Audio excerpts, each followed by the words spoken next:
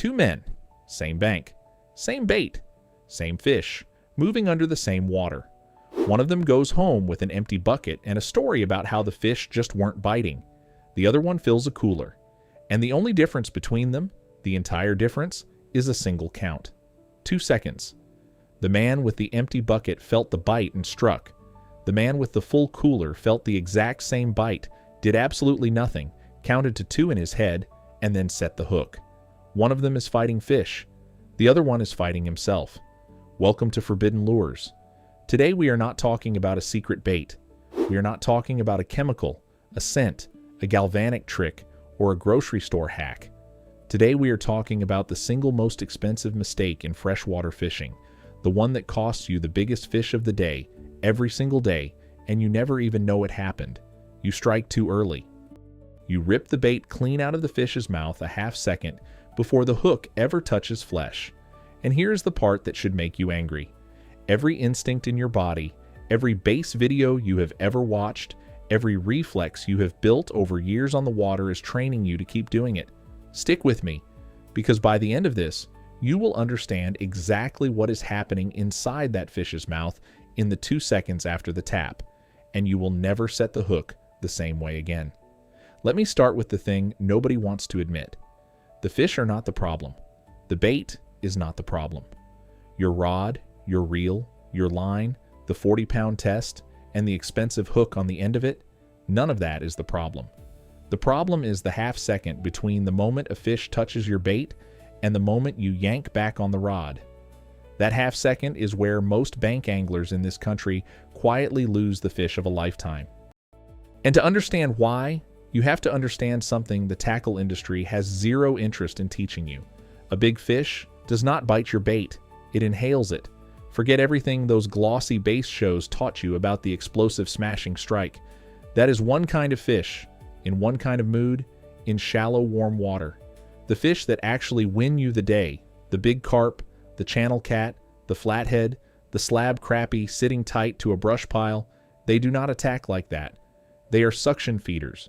Picture a small handheld vacuum cleaner switching on for a fraction of a second. That is the mouth of a feeding carp.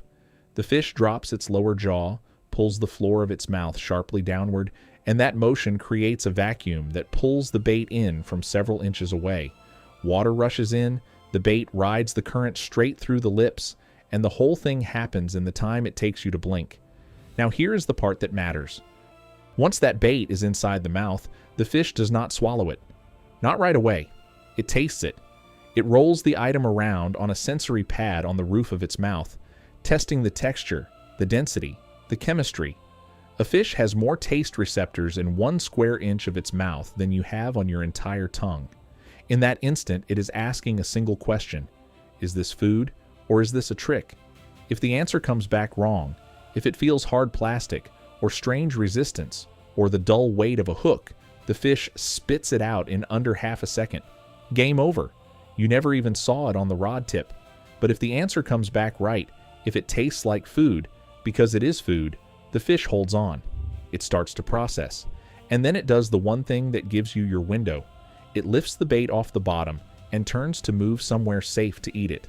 So what do you actually feel at your end during all of this? A tap. A short, soft, almost apologetic little tap against the rod tip. And I need you to hear this next sentence more clearly than anything else in this video. That tap is not the bite. Say it again in your head. That tap is not the bite. That tap is the exact moment the vacuum clicked on and pulled your bait inside the fish's mouth. The fish has not committed yet. It is not turned. The hook is sitting loose inside a mouthful of water, touching nothing. And if you strike right there, and every nerve in your arm is screaming at you to strike right there, you pull the bait straight back out through the lips before a single point of steel has found anything to bite into. The fish feels the yank, decides the whole thing was a con, and disappears. You reel in a clean hook and tell yourself you missed him. You did not miss him. You shot him out of his own mouth. Why does everyone do this? Because we have been trained by the wrong fish. The entire culture of modern fishing media is built around largemouth bass, the reaction strike, the violent topwater blow-up, the instant cross-his-eyes hook set. And for that style, in that water, The fast set is correct. A bass smashes the bait and turns in the same motion. But take that exact same reflex to a catfish hole, or a carp swim, or a deep crappie brush pile, and that reflex becomes a curse. You are bringing a sprinter's reaction to a game that rewards patience. The bass guys taught you to be fast. The old carp men, the river rats, the men who fish to eat and not for a trophy photo, they learned something different 100 years ago. They learned to wait. Let me put you inside that fish's head for a second, because once you see it from his side, you can never unsee it. He is cruising the bottom in the dark, in stained water where his eyes are next to useless, navigating entirely by smell and by the taste pads scattered across his whole body. He drifts into your scent trail and follows it to the source. He finds your bait. He does not lunge, there is no rush, the bait is not running. He eases up, drops his jaw, and inhales it gently, just to check. That gentle inhale is your tap. Right now, the bait is barely inside his lips, and he is rolling it, reading it. If you do nothing, 3 seconds from now he will have decided it is a free meal, tilted his head down, and started to move off, to swallow it in peace. But if you strike during that first read, you snatch it away mid-inspection, and his whole body fires the alarm. Predator, danger, run. You did not just lose that fish, you taught him. Next time he is even harder to fool. This is the rule, and it is worth more than any rod in your bag. When you feel the tap, you do not move. You do not flinch. You do not lift the rod an inch. You count. 1 Mississippi, 2 Mississippi. And somewhere inside those 2 seconds, your line is going to do something specific. It is going to tell you the truth. One of 2 things will happen. The line will either tighten slowly and steadily. That is the fish that has turned and is swimming away with your bait, dragging the slack out of your line, or the line will fall slack for one short breath.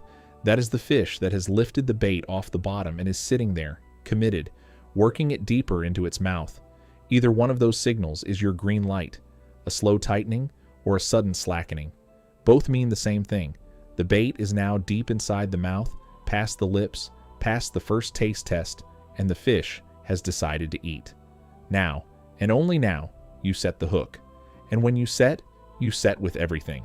This is not a polite little lift.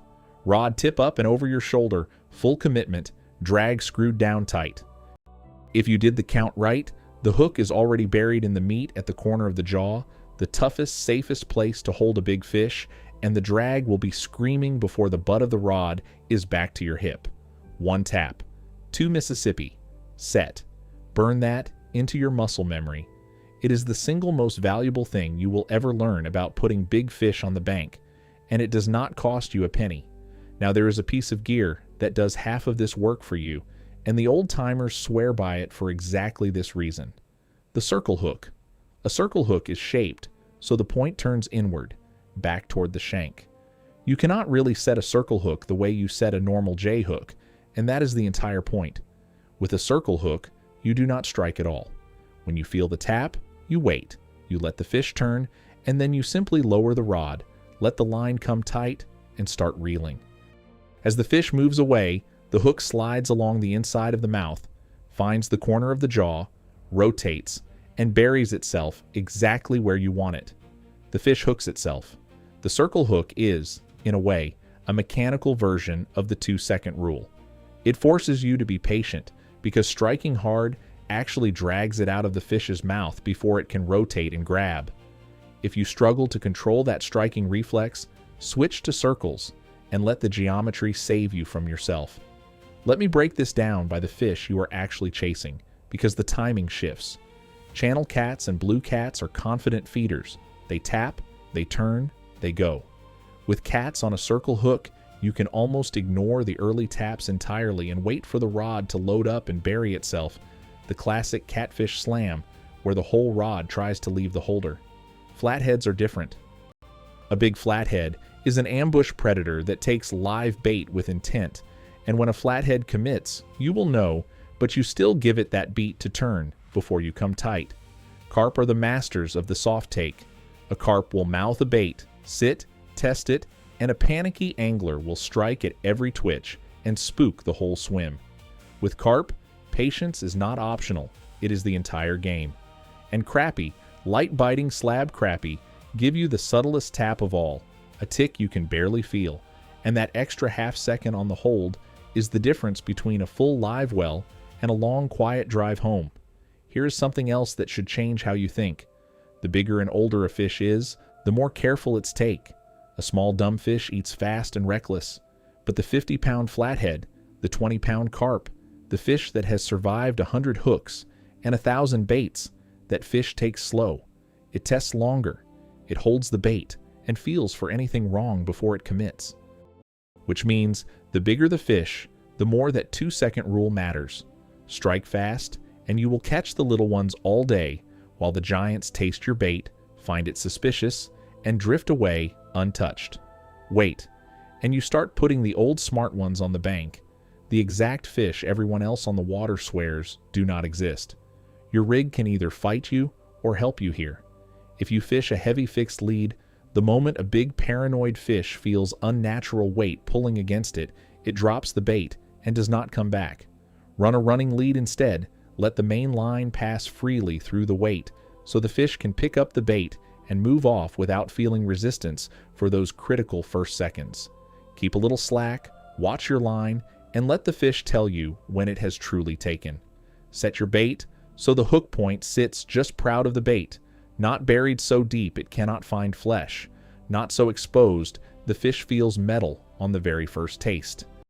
Every one of these things buys you a cleaner take and a longer hold, more time for the fish to get the bait where you need it before you ever move the rod. And let me be honest with you about the real obstacle here, because it is not your gear, and it is not the fish. It is your own nerves. 2 seconds does not sound like anything when you are sitting on the couch, but out on the bank, rod in hand, when you finally feel that tap after an hour of dead water, 2 seconds feels like an eternity. Every cell in your body wants to swing. Your hands move before your brain catches up. This is why the men who master this look so calm. That calm is not luck. It is trained. They have felt 1,000 taps and let them ride. So start small. Next time you get a take, force yourself to say the words out loud. 1 Mississippi, 2 Mississippi. Slow them down, make them real. Within a few trips, it stops being a fight and becomes a habit, and that habit will outfish every gadget in the store. So think about the last trip, the one where the fish just weren't biting. Were they really not biting? Or were they biting all day, tapping your bait, testing it, lifting it, and every single time you snatched it out of their mouths before the hook could grab? The water was talking to you in soft little taps, and you answered every one of them too soon. That ends today. The next time you feel that apologetic little tick on the rod tip, do the hardest thing in fishing. Do nothing. Count it out. 1 Mississippi, 2 Mississippi. Wait for the line to tighten or fall slack, and then bury the hook. You will be standing on the same bank as everyone else, fishing the same water, and you will be the one fighting fish while they wind in empty hooks and blame the weather. If this opened your eyes to a mistake you have been making for years, hit that subscribe button right now. Every subscriber tells the algorithm to push this kind of forbidden knowledge past the overpriced junk the tackle industry keeps shoving at you. Drop me a comment and tell me, what is the biggest fish you ever lost to a strike that came a half second too soon? I read everyone. And if you have got a buddy who sets the hook the instant he feels a tap and wonders why he never lands the big ones, do him a favor and send him this. Tight lines, respect the water, and remember, 1 tap, 2 Mississippi set. I will see you on the water.